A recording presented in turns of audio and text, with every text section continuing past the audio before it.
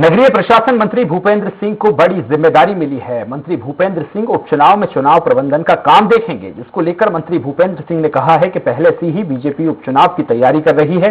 आइए आपको सुनाते हैं स्वराज एक्सप्रेस से खास बातचीत में मंत्री भूपेंद्र सिंह ने क्या कहा। मध्य प्रदेश में उपचुनाव की तारीखों का ऐलान हो गया है और बीजेपी ने चुनाव प्रबंधन की जिम्मेदारी दी है नगरीय प्रशासन मंत्री भूपेंद्र सिंह को। हमारे साथ मौजूद हैं। सर, एक बड़ी जिम्मेदारी फिर से आपको मिली है, किस तरीके से इस जिम्मेदारी को आगे आप देख रहे हैं? देखिए, पार्टी में कार्यकर्ताओं को अलग अलग जिम्मेदारियां दी जाती है, तो उसी के अंतर्गत मुझे भी चुनाव प्रबंधन में रहना है। और चूंकि इस काम को हम लोग पहले भी करते रहे हैं, तो उस दृष्टि से चुनाव प्रबंधन ठीक ढंग से हो, ये हम लोगों की कोशिश होगी। और चुनाव भारतीय जनता पार्टी जीते, ये हम लोगों की सबकी कोशिश है। सर, कांग्रेस की तरफ से लेकिन ये कहा जा रहा है कि ये जो उपचुनाव हो रहे हैं ये बीजेपी और जनता के बीच में है, कांग्रेस का साथ जो है जनता जरूर दे रही है। देखिए, कांग्रेस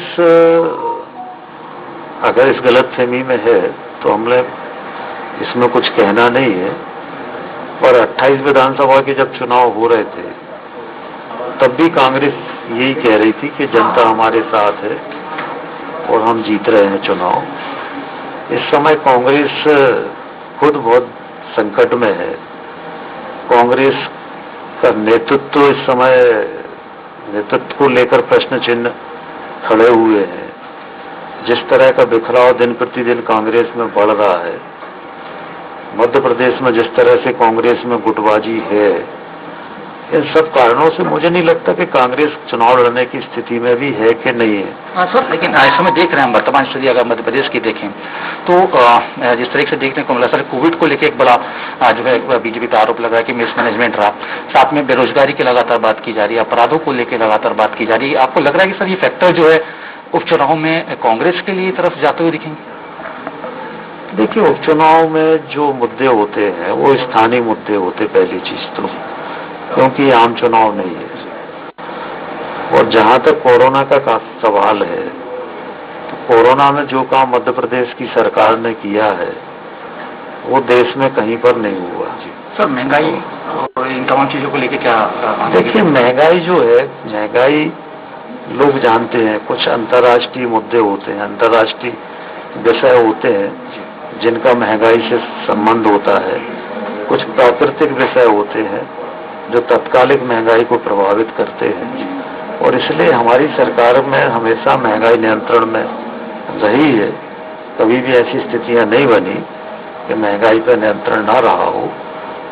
तत्कालिक कुछ परिस्थितियां होती है, तो अब वर्तमान में वो स्थितियां नहीं है। बीजेपी का क्या मुद्दा होने हैं चुनाव के अंदर? क्योंकि देखिए, दलित और वहाँ पे ओबीसी वोटर्स भी ज्यादा हैं, तो बीजेपी अपना कौन सा एजेंडा लेकर इन मतदाताओं के बीच में जा रही है? विकास का एजेंडा लेकर हम जाएंगे।